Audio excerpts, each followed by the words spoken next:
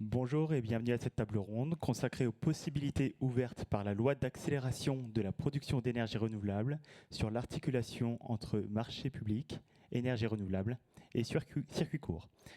D'une durée totale de 45 minutes, nous réserverons à la fin un temps de questions-réponses de 10-15 minutes environ, puisqu'on commence déjà avec un petit peu de retard.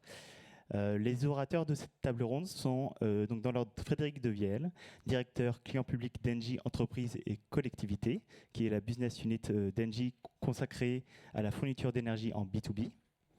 Bonjour Frédéric. Bonjour à tous. Alexis Bouanani, directeur de Voltaire, fournisseur d'électricité et de solutions d'accompagnement en lien avec la transition énergétique. Bonjour Alexis. Bonjour. Et Robin Frex-Burnet, chargé de mission juridique énergie à la Morse, association de collectivités dédiée au sujet de l'énergie, de l'eau et des déchets. Bonjour Robin. Bonjour.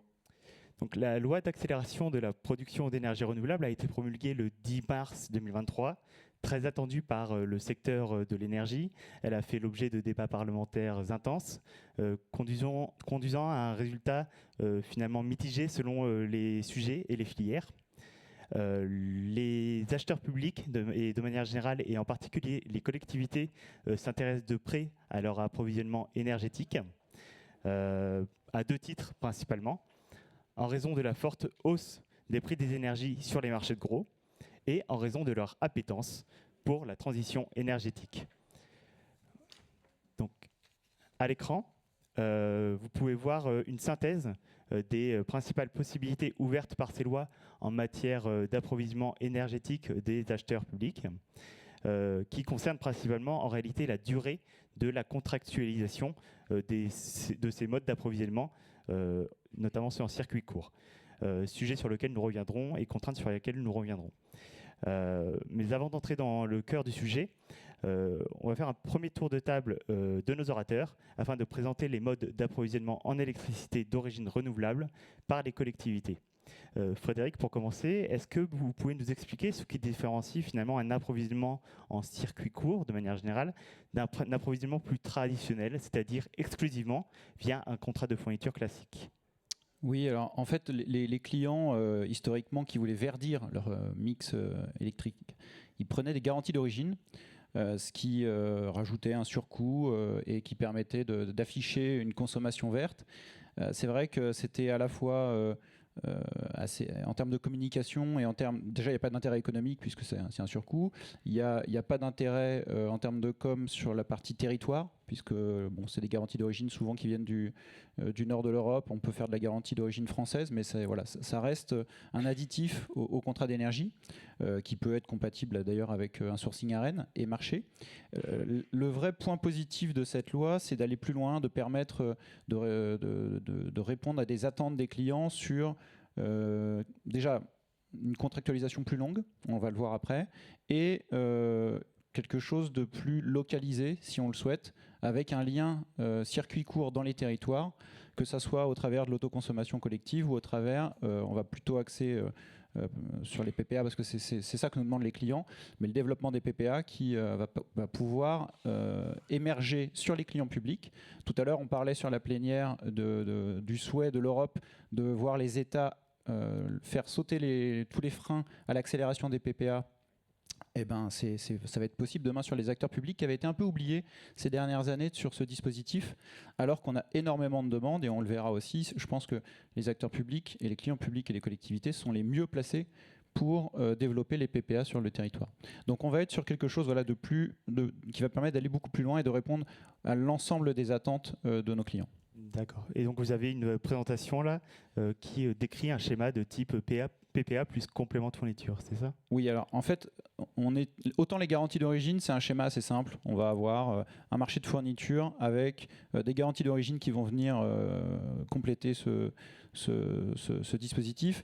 Quand on va aller sur des PPA, on va déjà contracter entre une collectivité ou un groupement d'achat, on reviendra sur l'intérêt d'être dans un groupement d'achat, et un producteur. Et donc, ce que permet la loi, c'est de signer sur le long terme, 15 ans, 20 ans, voire plus, avec un producteur d'énergie renouvelable pour de l'électricité produite par un actif que le producteur va pouvoir vendre, va vendre l'électricité. Une fois qu'on a signé ce contrat-là sur une durée longue, d'autres acteurs et d'autres contrats vont être souscrits, et donc on est sur un schéma contractuel qui va être plus complexe, et c'est pour ça que je voulais proposer ce schéma, pour bien comprendre quels sont tous les acteurs qui interviennent dans le cadre d'un PPA, pour qu'on, dans la suite des débats, on se comprenne, et finalement quels sont les contrats à avoir en tête et à contracter pour que tout ça s'intègre dans le marché de fourniture. Donc on va avoir un contrat avec le producteur. Et ça, la nouveauté, c'est que c'est un contrat long. Et par contre, les contrats avec l'agrégateur et le fournisseur vont être des contrats sur des durées, on va dire, plus courtes, de 3-4 ans maximum. Alors, pour comprendre ce que sont les différents acteurs, le producteur, lui, va construire et exploiter l'actif. Okay, il va aussi gérer l'engagement d'une production minimale. L'agrégateur, il va prendre cette production, il va gérer l'intermittence. On est sur des énergies renouvelables qui sont intermittentes par définition. Et donc, il faut revendre l'excédent quand il y en a trop, acheter quand il manque, pour transformer cette production en quelque chose qui va pouvoir être compatible avec le marché de fourniture. Et donc, c'est un des points d'ailleurs qu'il va falloir discuter avec l'agrégateur et le fournisseur, c'est sous quel produit je veux transformer ma production. Est-ce que je veux un produit qui ressemble aux produits qui sont aujourd'hui intégrés dans les marchés de fourniture, c'est-à-dire les marchés clics avec des bandeaux annuels, ou est-ce que je veux aller vers quelque chose de plus fin qui nécessite de changer les types d'offres aujourd'hui sur les marchés de fourniture, et donc ça va avoir un intérêt économique, mais ça va amener aussi peut-être un peu plus de complexité.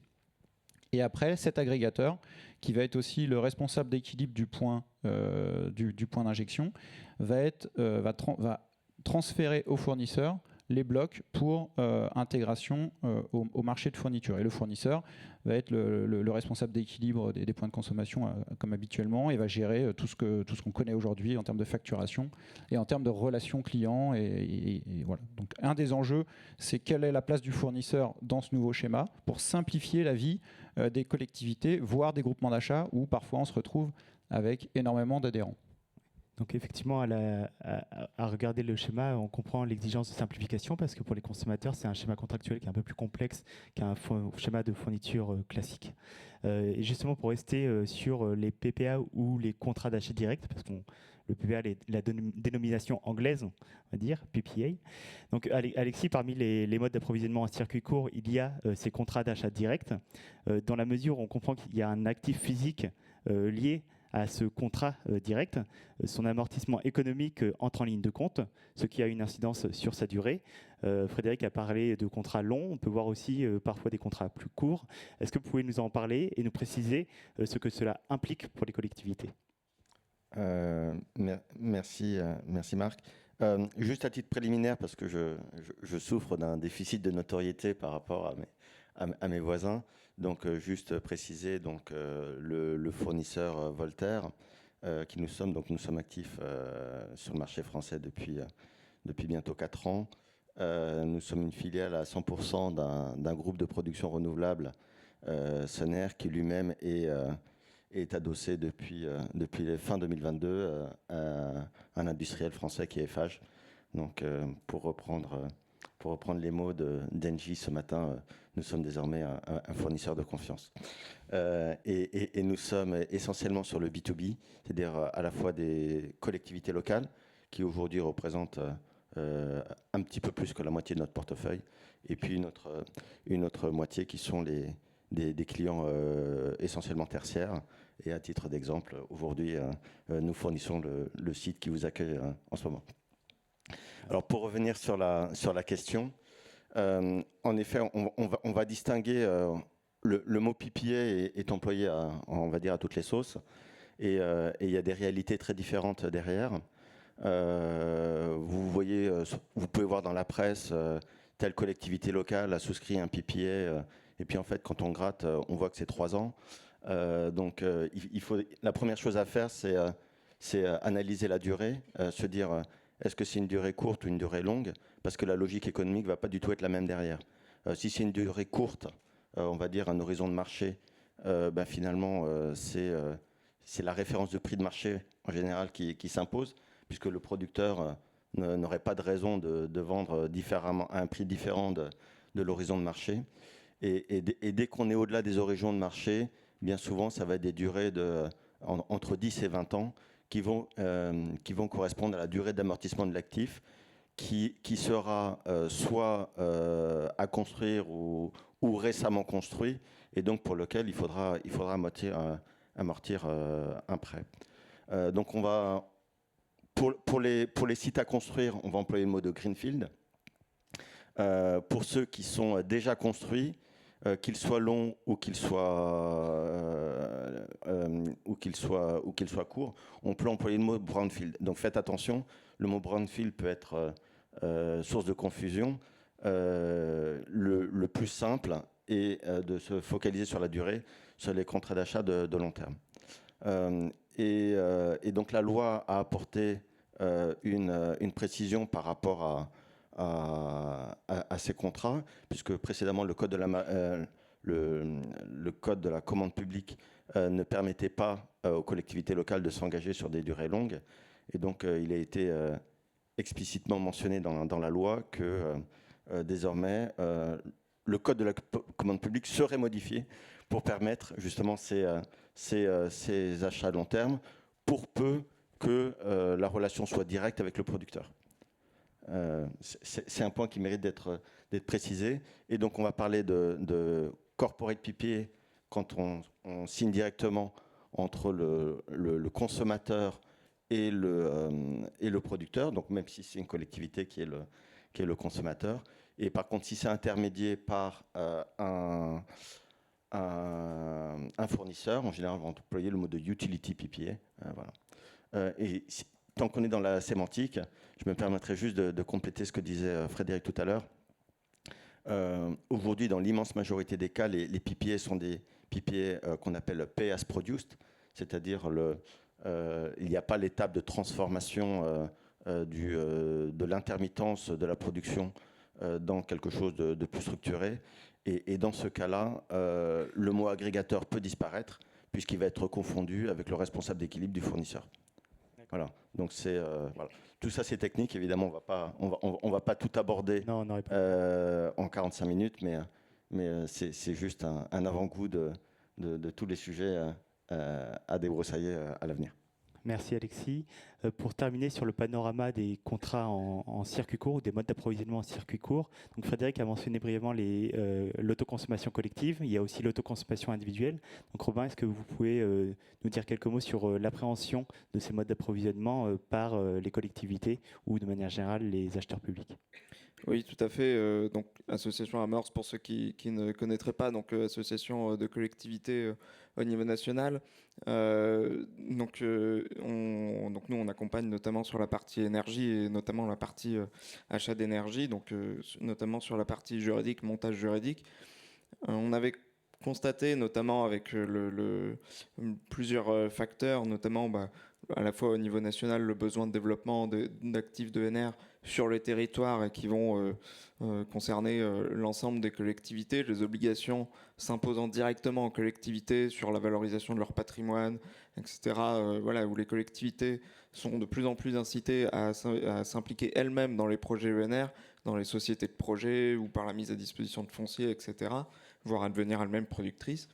Donc il y a à la fois cette tendance-là et à la fois la tendance assez récente de ces derniers mois, enfin un peu plus, sur les prix de l'énergie, où les collectivités cherchent aussi à sortir un peu de ce modèle d'achat classique, à acheter de manière un peu, on dirait que des modes un peu alternatifs. Et on constate que parmi les collectivités, il y a beaucoup de collectivités qui cherchent à faire le lien entre ce développement d'actifs ENR sur les territoires et leur achat d'énergie, à créer ce qu'on va appeler des boucles locales, au moins virtuelles, entre un actif qu'elles développeraient sur leur territoire, que ce soit leur domaine public ou non, mais sur le territoire d'une collectivité, et faire le lien avec la consommation. À la fois pour des enjeux aussi d'exemplarité, c'est quelque chose qui ressort assez souvent. C'est aussi pour essayer d'avoir une certaine stabilité des prix dans certains cas, et pour essayer de faire sens aussi à des projets de territoire. Donc la loi ENR, donc effectivement, est venu un peu, à la demande de nombreuses associations de collectivités et de collectivités elles-mêmes, combler certains manques qui juridiquement étaient très contraignants pour les collectivités, qui, voilà, comme l'a dit Frédéric, étaient un peu les oubliés sur certains types d'achats alternatifs. Donc l'autoconsommation était quelque chose déjà d'existant, hein, pour les collectivités, mais la loi ENR est venue compléter cela, notamment en confirmant qu'il s'agit bien d'un contrat de la commande publique, tout comme pour les pipiers. Et donc on reviendra un peu derrière sur ce que ça signifie juridiquement, même si effectivement il y a aussi des dérogations au droit de la commande publique pure. Donc on y reviendra un tout petit peu après. D'accord. Merci Robin. Je me tourne vers nos deux fournisseurs, puisque finalement pour les acheteurs publics et notamment pour les collectivités, quel intérêt est-ce qu'il y aurait à s'alimenter, pour partie en tout cas, via ces modes d'approvisionnement, que ce soit contrat d'achat direct, autoconsommation, c'est-à-dire hors marché de gros. Alexis peut-être d'abord, puis Frédéric. Alors, l'intérêt, d'abord, c'est une façon pour les collectivités d'envoyer un signal fort en faveur du développement des ENR et d'acceptabilité locale des ENR. Je pense que maintenant la plupart des gens en sont convaincus, mais c'est quand même important quand on développe un projet de pouvoir dire qui va alimenter tel client et tel autre. Ça facilite l'étape de développement.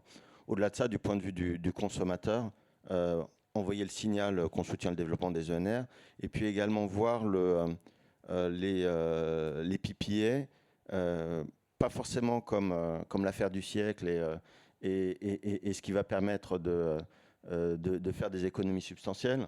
Je me permets de mettre les pieds dans le plat tout de suite. Personne ne sait si ce sera une bonne affaire. C'est au bout de 20 ans qu'on saura si c'est une bonne affaire, puisqu'on sera passé par tous les hauts et les bas des prix de marché. Et bien malin celui qui est capable d'anticiper la prochaine crise. Par contre, ce qui est certain, c'est que ça peut être un outil de gestion de risque. Ça va rentrer dans la palette à disposition du consommateur pour se dire que, au moins pour une partie de ma consommation, je neutralise la volatilité des prix. Voilà, donc attention en tout cas à tous ceux qui vous promettent que c'est forcément une bonne affaire. Ça rappellerait l'immobilier. Non, c'est un outil de dérisquage sur le long terme. Et pour que ça reste un outil de dérisquage, il faut aussi être raisonnable sur la part de la consommation issue du PPA, notamment sur le photovoltaïque, parce que la production photovoltaïque, le profil de production photovoltaïque ne correspond pas très bien, en tout cas pas exactement au profil de consommation, notamment si on pense à la différence entre l'été et l'hiver. Et donc, il faut envisager une part raisonnable pour que ça soit un vrai outil de gestion de risque. D'accord, merci Alexis. Frédéric, un mot peut-être ? Oui, juste pour compléter ce que dit Alexis, parce que c'est très vrai, c'est pas forcément... à court terme, on voit bien que les prix de marché sont très hauts, donc c'est pour ça qu'il y a un engouement sur ce dispositif et que tout le monde s'y intéresse.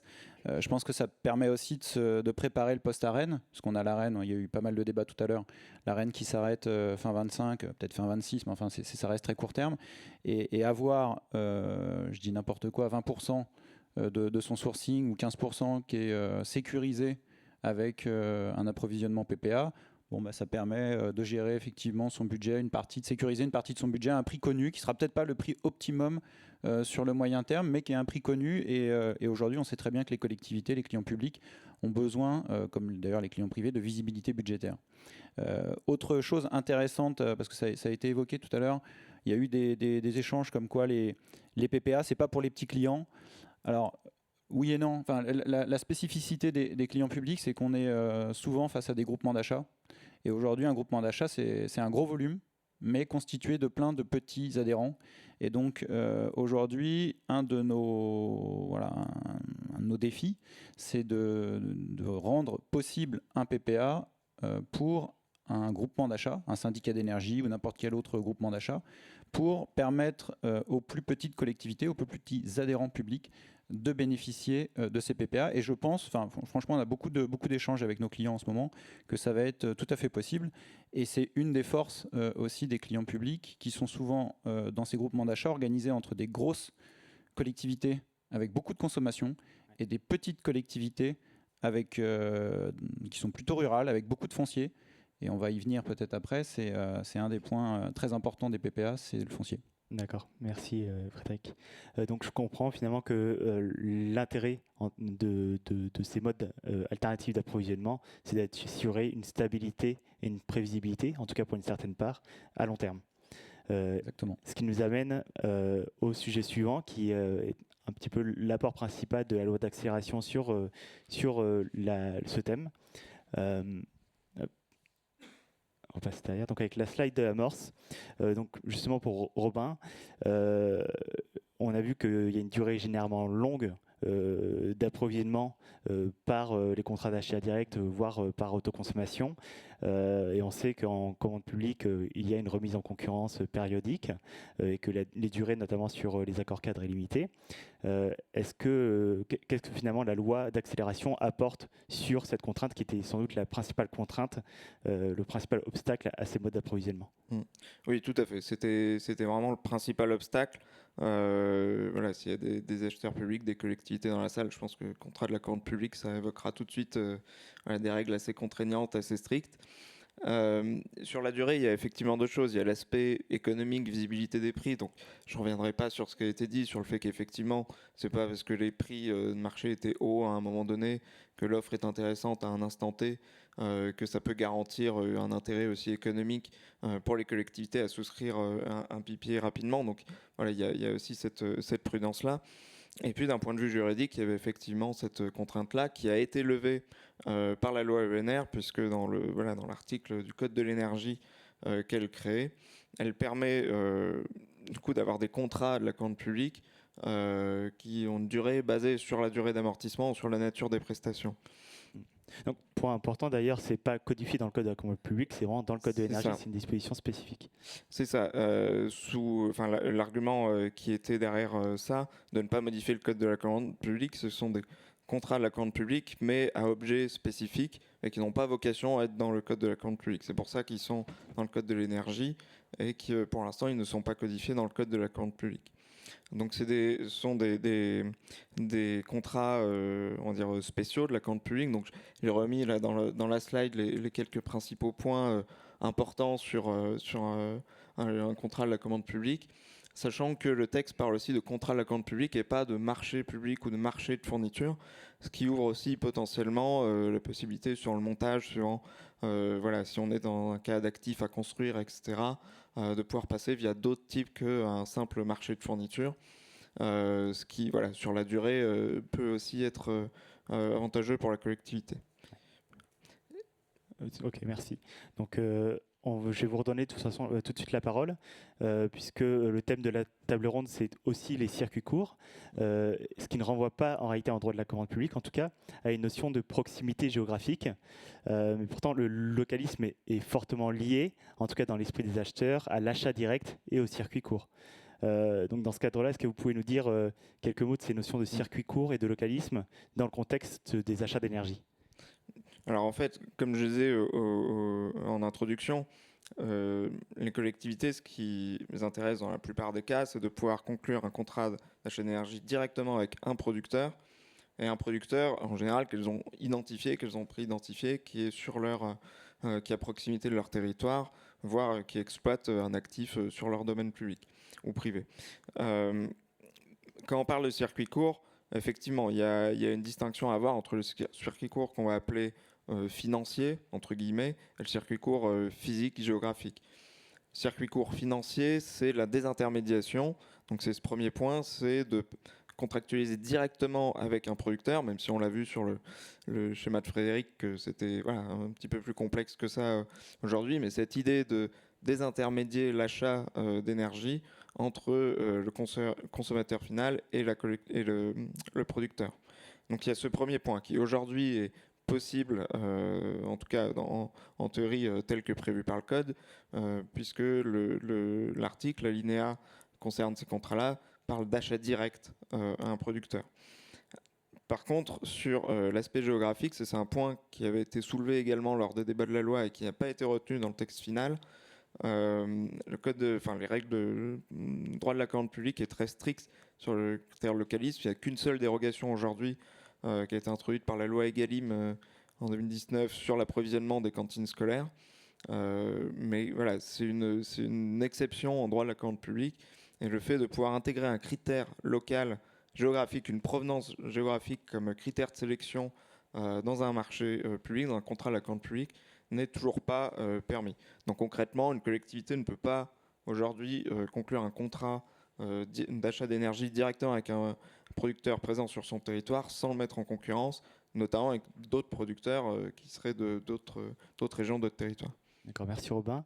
Je me tourne vers Frédéric parce que, parce que dit Robin, on comprend que finalement les acheteurs publics sont assez démunis par rapport à cette question du localisme.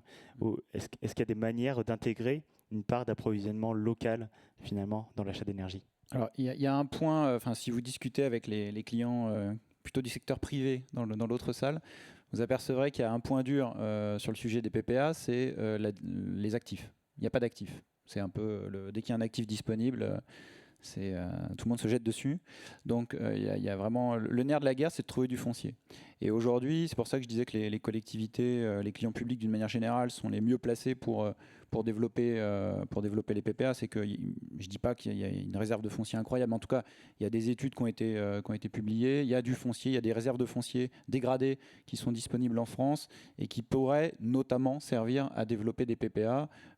Et je pense que le localisme tel qu'il est expliqué là, effectivement, c'est un frein. Nous, ce qu'on est en train de regarder avec certains clients, c'est si j'ai un foncier disponible, je mets en concurrence des producteurs pour construire un actif sur du foncier que je mets à disposition. Et donc, indirectement, je cible l'actif sur mon territoire. Et après, parce que dans le cadencement, on va dire, des consultations, dans un premier temps, je contractualise avec un producteur. Donc, soit un producteur, et je fais fi de la localisation de l'actif pour être conforme, soit j'ai du foncier et éventuellement je fais une consultation pour avoir un actif qui est sur mon territoire. Et après, une fois que j'ai un actif et j'ai signé un contrat avec un producteur, je vais signer un contrat avec un fournisseur agrégateur. Effectivement, on peut faire un seul lot pour simplifier un peu le montage contractuel et je demande à mon fournisseur d'intégrer cette production. Donc il y a cette question du localisme, elle peut, en tout cas on est en train de travailler à la contourner de cette manière-là. D'accord, donc la contourner en toute légalité, mais il y a on y réfléchit. On y réfléchit. Ça fait partie des débats qui sont sur la place avec différents juristes et cabinets d'avocats, mais ça me semble être une piste intéressante. D'accord, donc en tout cas il y a des pistes. Et justement, Alexis, donc malgré les contraintes qu'on vient de constater sur le localisme, est-ce que les collectivités elles sont parvenues à monter des projets avec achat local d'électricité? Alors oui, alors je vais illustrer le propos. Les controverses juridiques, on est habitué. Sur les PPA, donc ça démarre. La controverse sur est-ce que c'est autorisé, est-ce que c'est pas autorisé, avec la remarque que c'est border. Et je voulais illustrer le propos pour dire, mais finalement ça rappelle les débats sur les circuits courts qu'on a eu il y a quelques années quand quelques collectivités se sont lancées. Alors on n'était pas sur des achats long terme, mais sur des achats court terme.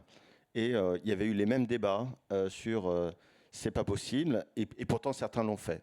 Et donc là on a illustré le cas de la mairie de Paris qui avait publié un marché circuit court. Donc là c'était en 2021 et nous étions fournisseurs où la mairie mettait à disposition ses actifs. Et on devait récupérer la production sur le stade Jean-Bouin pour alimenter un certain nombre de bâtiments publics à travers la ville. Et puis évidemment, après, la plus-value du fournisseur, c'est aussi de mettre à disposition les outils de gestion et de visualisation pour pouvoir communiquer sur ces outils. Alors, le propos, c'est de dire, messieurs les acheteurs publics, aller au-delà de la première réticence que vous entendrez. Certains, c'est peut-être border, mais certains se sont jetés à l'eau sur des sujets un peu comparables et se jetteront à l'eau pareil pour les PPA en mettant par exemple à disposition du foncier qui leur appartient, et puis après on discutera. Est-ce que c'est du droit de la concession? Est-ce que c'est du droit de... on trouvera une autre modalité. mais on est certain que quelques collectivités se lanceront et on sera ravis de les accompagner. À titre d'illustration, je citerai également, donc il y a la métropole de Nantes aussi qui a fait partie des premiers à se lancer. Et puis on a vu des choses intéressantes aussi à Brest avec une gestion d'achat virtuel qui pourrait inspirer d'autres acheteurs. Merci Alexis. Et justement, Frédéric, puisqu'on évoque le rôle moteur des acheteurs publics, qu'est-ce qu'ils ont à apporter finalement ces acheteurs publics par rapport à des opérateurs privés en matière d'achat direct d'énergie? Brièvement. Au-delà de l'aspect foncier dont on vient de parler, tout à l'heure ça a été aussi évoqué, il y a encore beaucoup de producteurs qui préfèrent construire des actifs pour les mettre dans le dispositif d'AO Creux. Pourquoi? Parce que financièrement, c'est quelque chose de garanti, il y a une sécurité dans l'investissement.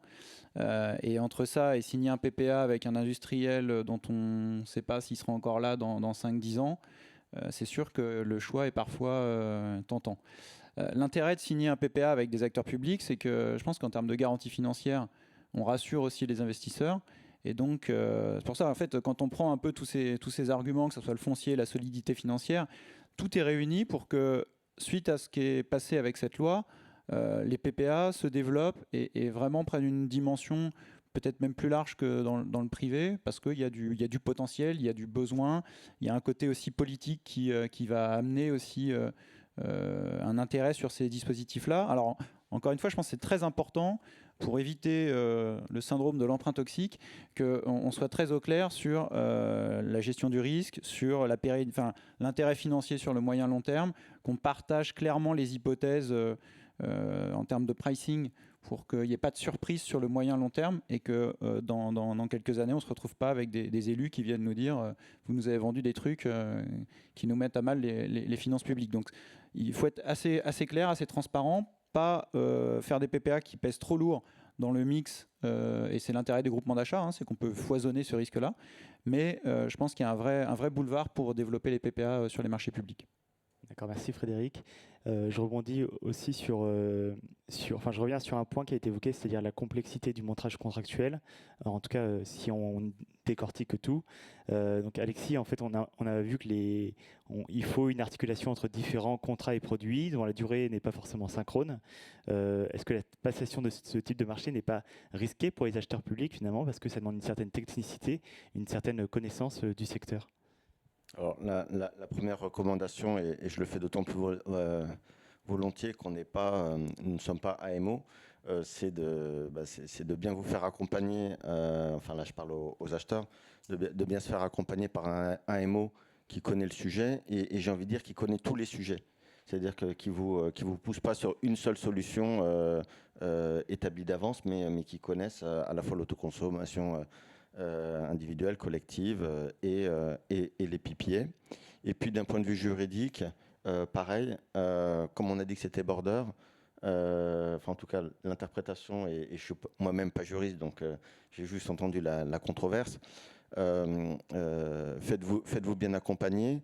Donc il y a un certain nombre d'avocats très compétents aujourd'hui. Et puis en accès libre, je peux vous conseiller une lecture que j'ai trouvée très intéressante.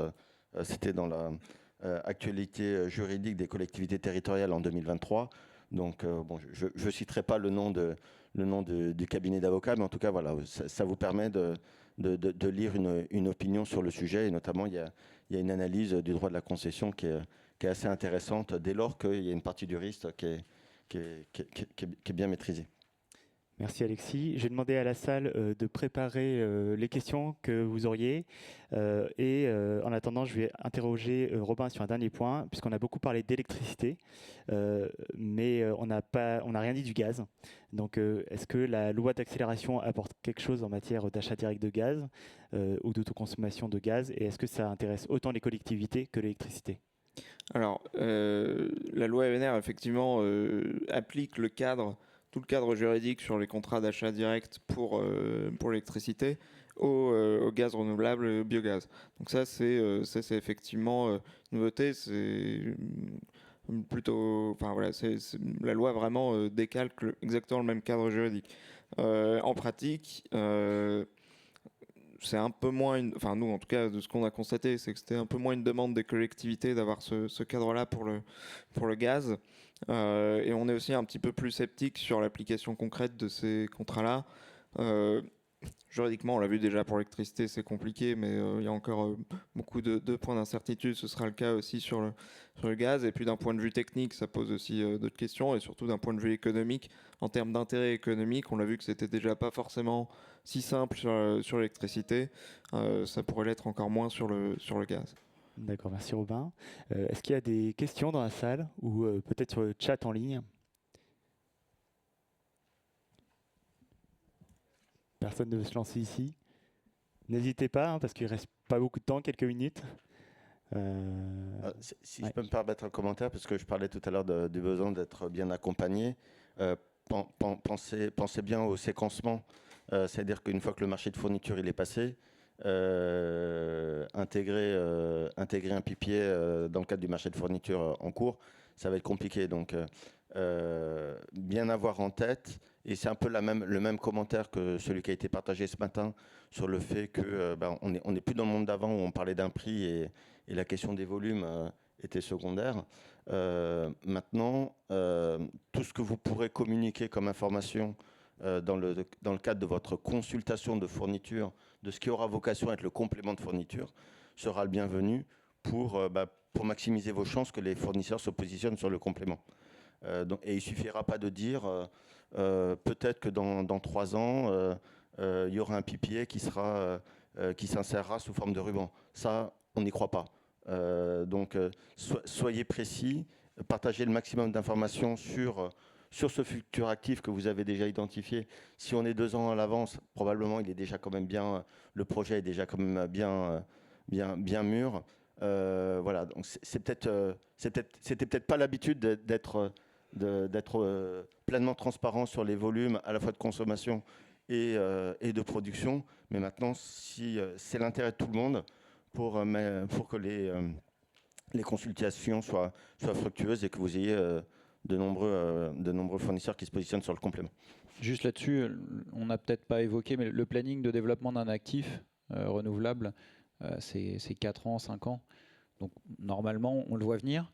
On va dire que c'est le seul intérêt d'être en France avec des plannings longs, c'est qu'on a le temps de préparer l'intégration dans les marchés de fourniture. Mais effectivement, il faut, c'est des discussions qu'il faut avoir en sourcing avec ses fournisseurs pour bien écrire et surtout ce que je disais en intro, c'est-à-dire que c'est vraiment quelque chose qui peut changer le type d'offre que vous allez demander à vos fournisseurs. Et donc, c'est important d'avoir cette discussion-là pour que dans vos accords cadres, vous puissiez intégrer ça correctement. Je comprends qu'il nous reste 5 minutes. Est-ce qu'il y a des questions dans la salle? Allez-y, bon, une première. Patrick. Bonjour, je vais me lancer. Merci, bonjour à tous. Une question peut-être pour, non pas réconcilier, mais avoir un peu la synthèse de ce que vous nous présentiez. Vous nous présentiez un schéma avec un contrat d'agrégation distinct, un mécanisme d'échange de blocs entre l'agrégateur et le fournisseur, puis une relation à mettre en place entre le producteur et l'agrégateur. Vous, monsieur, vous aviez l'air d'être peut-être... avoir réfléchi peut-être à une solution alternative peut-être un peu plus simple. Donc voilà, ma question c'est, est-ce que vous pensez qu'il est obligatoire d'être ce mécanisme avec contrat avec l'agrégateur, échange de blocs fournisseurs, etc. ou est-ce que vous voyez un schéma plus simple? Et puis du coup j'ai une trentaine de questions, Marc. Non, mais j'avais peut-être une deuxième question, je m'arrêterai là après, même si c'était très intéressant. Vous évoquez justement la prise en compte de la particularité du groupement d'achat.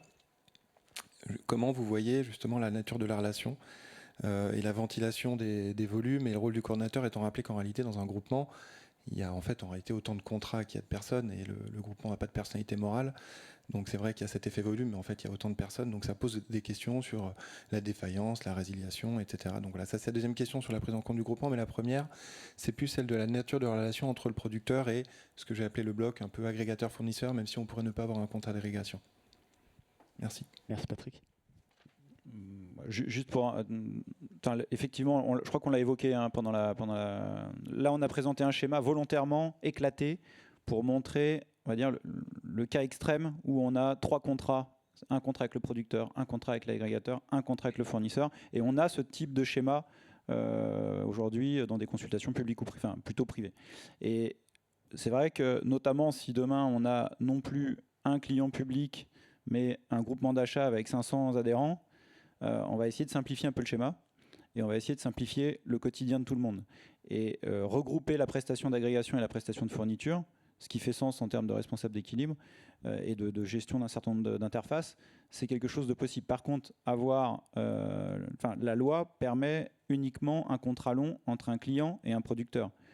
Donc ça, de notre point de vue, on ne peut pas y déroger. Et donc la simplification du schéma, c'est finalement passer à 2 contrats.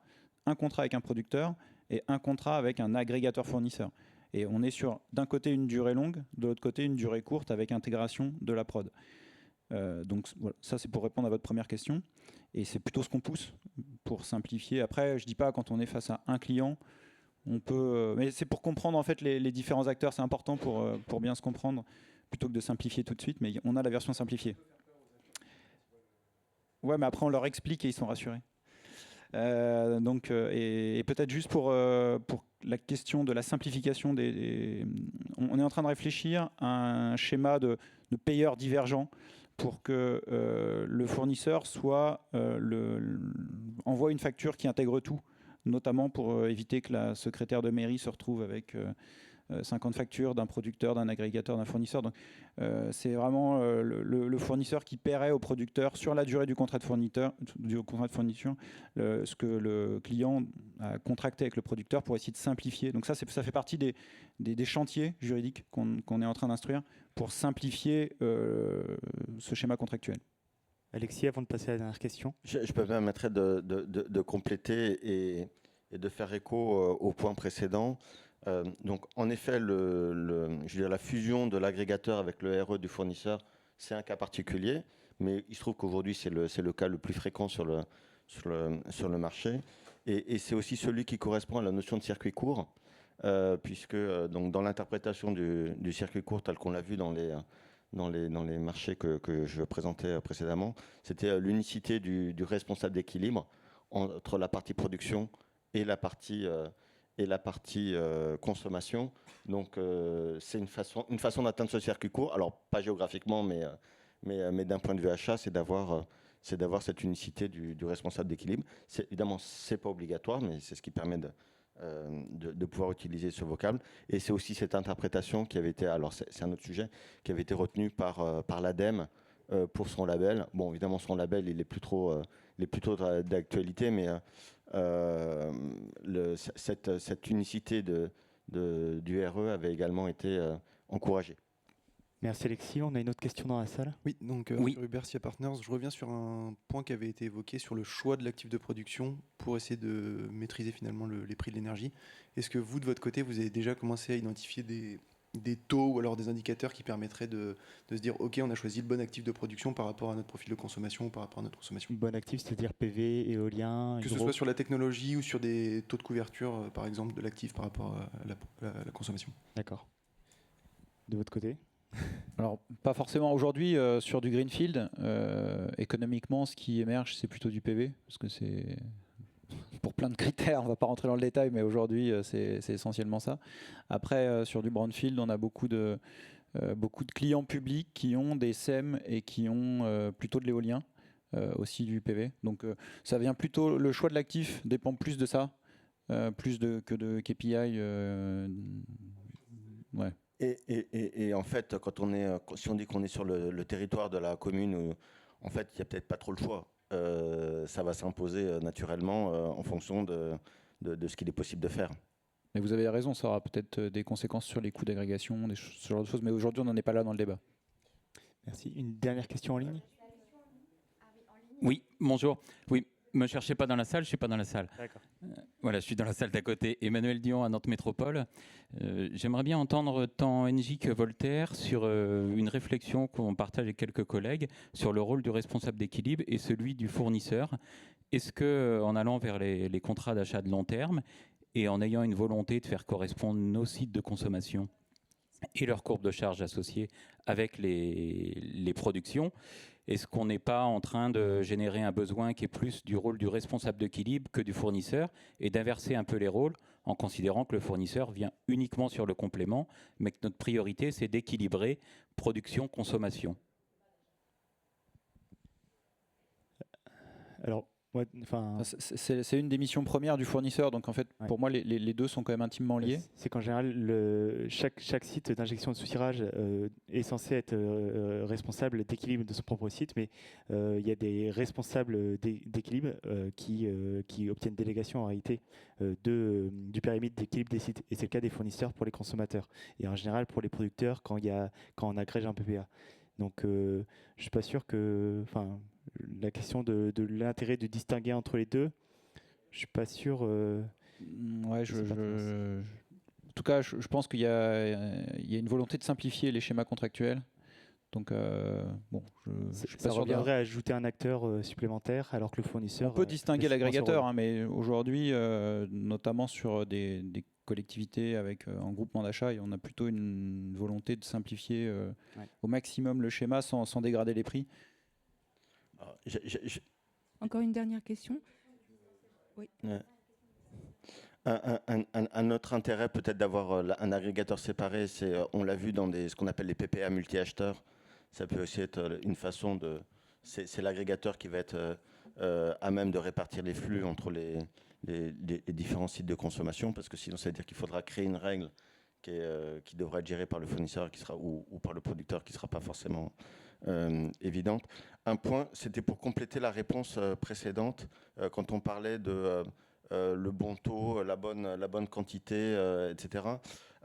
Si l'actif ou l'actif à construire, sa taille est on va dire disproportionnée par rapport à ce qui semble raisonnable pour les besoins de la collectivité locale, il y a un autre point dans la loi qui est intéressant, c'est la possibilité de mixer, enfin d'avoir des projets hybrides, partiellement en AO creux et partiellement en PPA. Et donc on pourrait imaginer que finalement, grâce à cette possibilité de mixer, puis finalement on puisse faire du sur-mesure sur les besoins de consommation. Et puis également, même si c'est pas hybride AO creux PPA, on pourrait très bien imaginer hybride marché PPA, ce qui serait une façon de répondre à la question sur les concessions, où il faut qu'il y ait un risque résiduel, et donc que le producteur accepte de s'exposer partiellement au prix de marché, sera peut-être une façon aussi finalement de répondre à ce double objectif. Alors, une dernière question. Le fait de recourir à une société d'économie mixte propriétaire directe ou indirecte de l'installation permet-elle d'échapper aux règles de la commande publique de mise en concurrence? Et est-ce qu'on peut avoir une réponse assez brève sur le sujet? Merci. Alors, la réponse est non, en général. Effectivement, dès lors qu'il y a des actionnaires, un ou plusieurs actionnaires privés, la collectivité ne peut pas contractualiser directement avec la société de projet, que ce soit une SEM ou tout autre type de société, directement en échappant à la mise en concurrence. Dans ce cas-là, il faut une société publique locale en réalité. Pardon ? Il faut une société publique locale c'est pour ça. faire de la quasi-régie ou du in-house. C'est ça. Merci beaucoup de nous avoir suivis pour cette table ronde. Deux autres tables rondes commencent en parallèle Voilà. dans quelques Alors, minutes. Ici, c'est le CO2 et dans l'auditorium, le biométhane. Voilà. Merci à vous. Merci. Merci.